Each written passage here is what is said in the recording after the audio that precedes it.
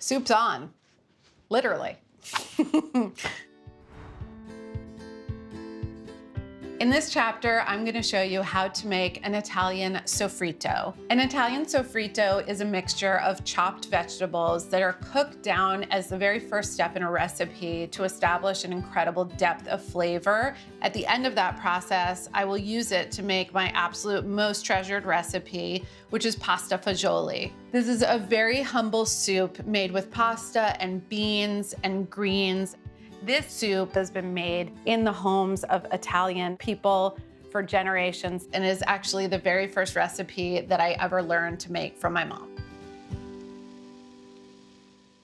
Many cuisines use this. In Spain, it's sofrito, but in France, they call it mirepoix. In the American South, it would be referred to as the Holy Trinity. The concept is the same, but in Italy, you're gonna find these vegetables: 2 onions, 6 cloves of garlic, I've got 4 carrots and 1 fennel bulb, sometimes celery, but I really like to use fennel in mine. All of those have been roughly chopped before I throw them into the food processor. Do the vegetables in separate batches because the way that they're going to process and how long it takes them to process varies. Soft onions and garlic chop up at a different rate than hard, brittle carrots. So I put them into the food processor one by one, but they're all gonna end up in the same place. I'm looking for a very fine dice, but I want to stop before this gets liquefied. And from here, I'm just going to transfer into this big bowl. Little trick so that you don't dump your food processor blade into the bowl. There's a little hole on the underside of the food processor bowl, and you can actually go in there and secure the blade from underneath. I like to scrub my carrots, but I didn't peel them.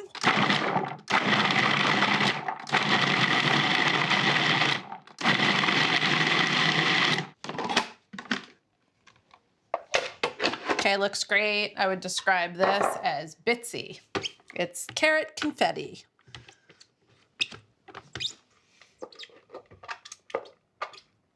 Last but not least, the fennel.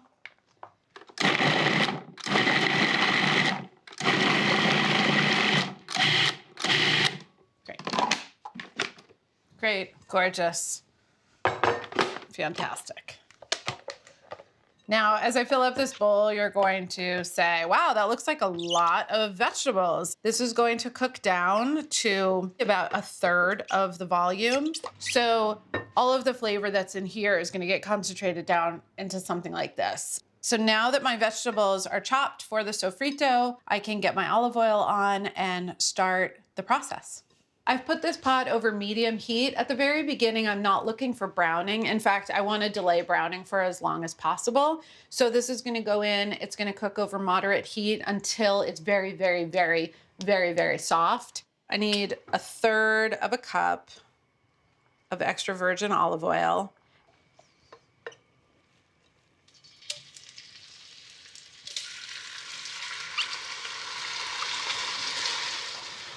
One thing I am gonna do from the very beginning is season this pretty generously with salt and pepper. It's a large volume. The salt is gonna help coax out the liquid, and I wanna make sure that it is properly seasoned.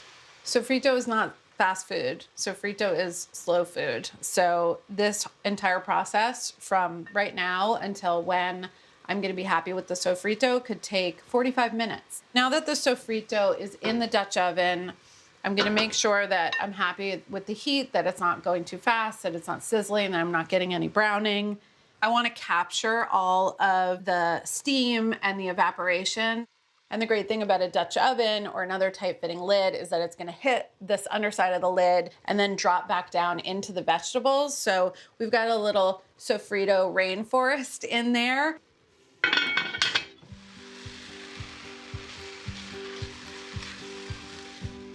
We're at the end of the sofrito cooking process.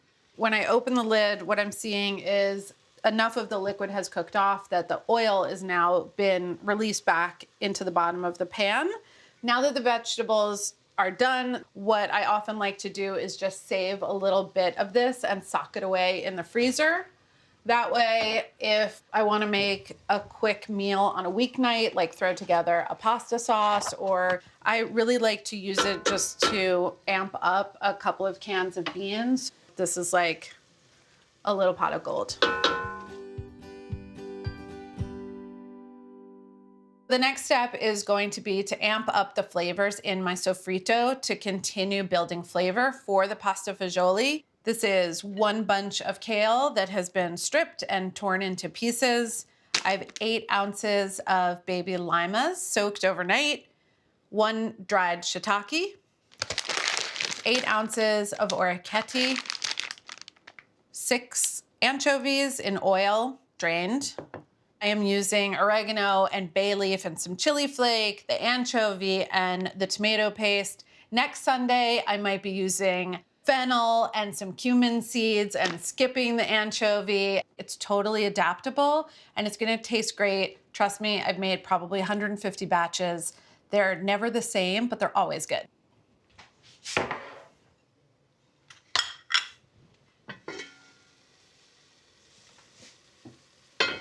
The sofrito is still lovely, sizzling. I see some oil. I see a little bit of browning in the bottom of the pan. That is all perfect. Next, I'm going to add these dried spices and chili flake. I want to do this at the end of the sofrito cooking process so that they don't burn. I'm also going to be adding 6 anchovy fillets. If you don't like anchovies or want to make this vegetarian, leave them out. When you're using anchovies in a hot preparation like this, sauteing them, they're gonna just disintegrate. I'm gonna squeeze in the tomato paste. Look for double concentrate. It's gonna have twice as much flavor. Once the tomato paste is in, I'm gonna cook for another minute or 2 until I see the color darken to more of a deep clay brick red. At this point, I'm gonna add the beans and their soaking liquid. If you have ever asked the question, do you need to drain off your soaking liquid and use fresh water? My answer is no, you don't. I'm gonna add enough water so that the beans are covered by about 3 inches of liquid, depending on the dimensions of your pot. That could be 4 cups, it could be 6 or 8. And you'll have plenty of opportunities to top it off if you need to during the cooking process, or cook it down if you feel like you added a little bit too much. All of those brown bits that were down at the bottom of the pan from the sofrito, I am now using the tip of the spatula and the water to scrape it up and dissolve it. Those brown bits are now gonna melt into the liquid. And I'm using water and not stock. And the reason why I'm doing that is because the sofrito has so much flavor that between the beans, the sofrito, and the liquid that I added, this is all gonna be incredibly flavorful. Even though I seasoned the sofrito at the very beginning, I need to season this liquid. A lot of beans. Beans need salt in order to be delicious. And the next thing is the dried shiitake. Dried shiitakes are often used in Chinese and Japanese cooking.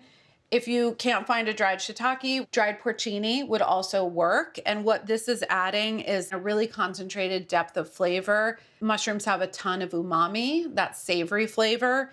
And when they're dried, it's even more concentrated. The other umami-rich ingredient that I'm going to add is that parm rind. And if you have it, fantastic. Save your rinds, put them in the freezer. This is when you want to use them. The goal right now is to bring up the heat until it's simmering, and then I'm gonna lower it to a bare simmer, put the lid on slightly askew, and cook this until the beans are tender, but not all the way cooked through. With beans, you wanna go low and slow, plenty of liquid. While it's cooking, it's a good idea to check every once in a while. You wanna see a few bubbles now and then, but not a big, vigorous, giant bubble from the center. That would mean that it's boiling and you're going too fast.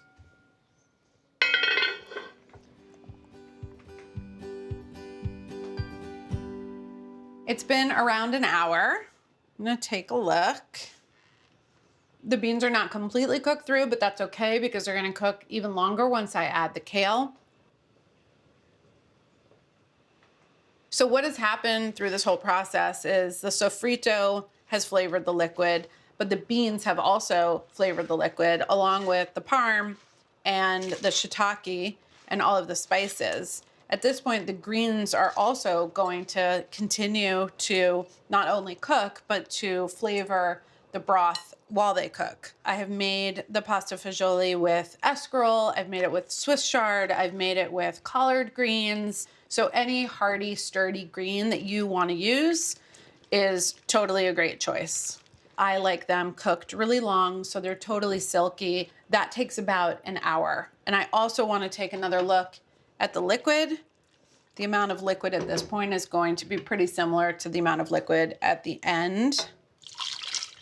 So it should feel like a thick, soupy texture.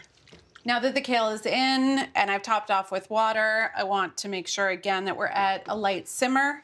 I want to cover it. 1 more hour has elapsed. I'm going to take a look at our beautiful silky greens. And this is really what you want to see. They're floppy and silky, and I'll taste one. I really like it when the kale gets to a texture where you can't feel that rib anymore and it almost melts in your mouth. You could feed this to an infant. You do not need teeth. The beans were just about done before I put the greens in, but I'm gonna give them a taste for flavor and texture as well. So creamy, so good. Now it's time to put the pasta in the fagioli. I have a separate pot of boiling water. I'm going to cook my pasta in there. Do not be tempted to cook the pasta in the soup. The noodles are gonna absorb all of the available liquid from the soup. The soup is gonna become really thick and really gluey. So yes, it's a second pot, but 100% worth it. For this recipe, I'm gonna use half a pound, and this is a pound. And this is my incredibly scientific technique for measuring half a pound, is going like that. It's just half. I'm using orecchiette today. It's one of the shapes that I really like for pasta fagioli because the bean ends up kind of nestled in the saucer, but any small pasta that will fit in a spoon is a great choice. You can use ditalini, you can use orzo, you can use the short rigatonis, you could use a small shell.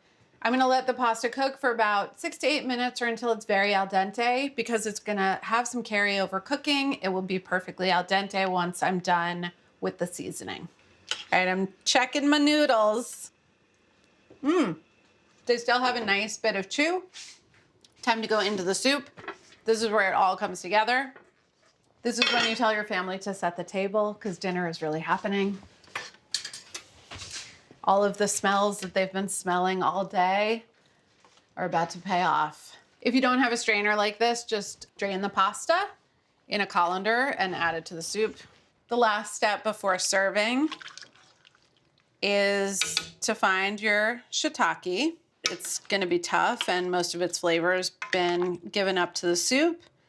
And then you also wanna fish out that Parmesan rind because although this is delicious and incredibly flavorful, the rind is rubbery and weird and not something that you would wanna eat. Some people might take out the bay leaves, but in our family, finding the bay leaf in your soup is kind of like finding the baby in the king cake, except you don't get anything. Every portion is gonna be topped with a little bit of pepper flake and olive oil, and your job as the server is to get a nice distribution of pasta and greens and beans. So I like to have it with parm that we pass at the table. So even if you haven't used a parm rind to make the soup, you can get that flavor at the end. A little bit of chili flake, if you like it. I love to add a drizzle of olive oil. And then the only other thing you need is some bread for dunking and a spoon, right? You gotta have a spoon. It's hot, It's so simple. I taste all of the flavors. The tomato is there, all of the sweetness from the cooked down sofrito. It created this base that everything else was built on. Fantastic foundation. In this chapter, I showed you how to make sofrito. Once the sofrito was cooked down and perfect, from there we made a glorious pasta fagioli, which has all of the long cooked flavors of the sofrito, which took very humble ingredients for a very huge payoff. Now that you know how to make a sofrito, I hope that you will incorporate it into your own cooking, use it to make other soups, beans, braises, greens, or whatever else you can think of. I eat this every Sunday, and I hope you will too.